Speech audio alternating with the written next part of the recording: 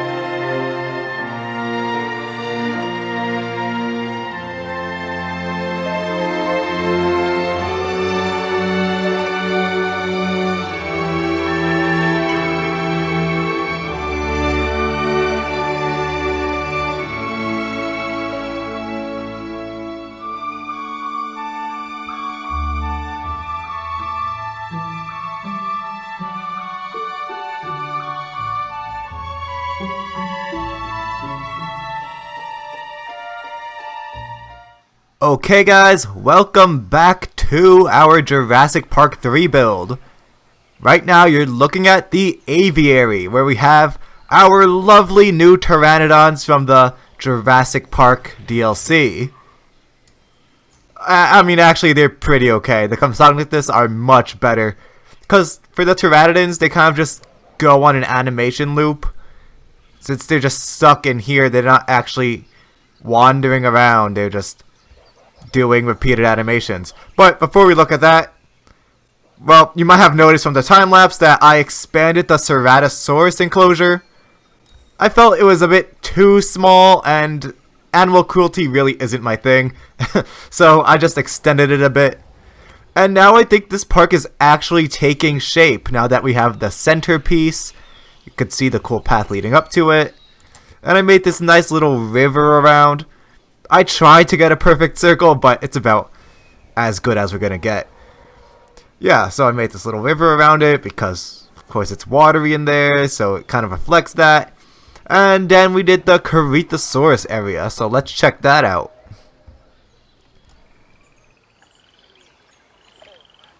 If you remember from the film, there's a small portion when they're running from the Velociraptors where they run past a bunch of stampeding Corythosaurus and Parasaurolophus. So we have the Parasaurolophus sign here.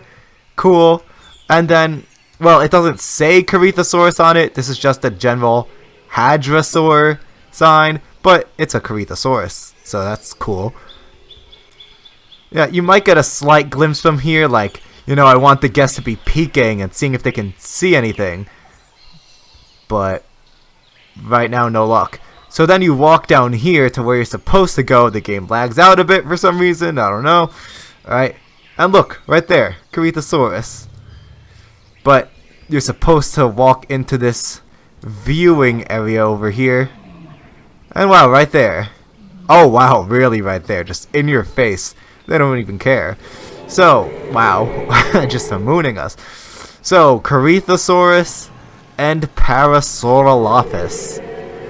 I mean, we've bred so many Parasaurolophus at this point that they're pretty much meaningless.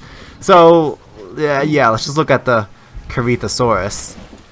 Definitely not my favorite dinosaur, I'll be honest. It looks ugly. I mean, I don't want to be mean to the poor guys, but the skin is ugly. It's like dirt brown and mustard yellow, and it's gross. The stature is ugly. Like, again, for some reason in this game, the hadrosaurs are mostly bipedal when they should be mostly quadrupedal. J-Pog did this a lot better. It had like black and yellow stripes. It kind of looked like a bumblebee wasp sort of skin. And it was quadrupedal. It had beautiful calls. And was an awesome addition to any park. But here it's just ugly. Yeah, I mean, I'm sorry, but you're ugly.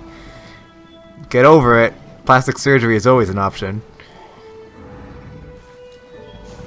See, like, they walk like theropods, like a Tyrannosaurus, when they should be on 4 legs until they had to run. Then they got up and just ran. And for the Parasaurs, so this is the 2001 skin, which, yeah, the Parasaurolophus were green in Jurassic Park 3, but I also bred a 1997 C, which is also kind of greenish, just to add some diversity in there. We're not racist on this channel. We like Parasaurs of all colors. Yeah, so it's pretty neat. Again, nothing special. There are a lot more in the film too, because they're stampeding and it's a huge herd. But for an exhibit, this is nice. I do wish that for the Jurassic Park era, you were able to use the viewing vents and viewing towers, because they were in Jurassic Park Operation Genesis. So maybe they could have just reskinned those to look more Jurassic Parky, and then gave us those, because now the only way to actually view dinosaurs is in the Ford Explorers. I mean, we can look at them, but guests won't come over here and look. It's really dumb. Even though you can clearly see them, they just don't.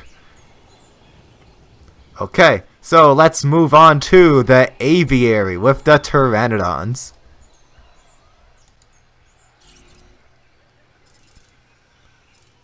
I guess pteranodon camera. Okay, just instantly just yell at my face. It's a little laggy, I'm sorry about that. But the Jurassic Park 3 Pteranodon.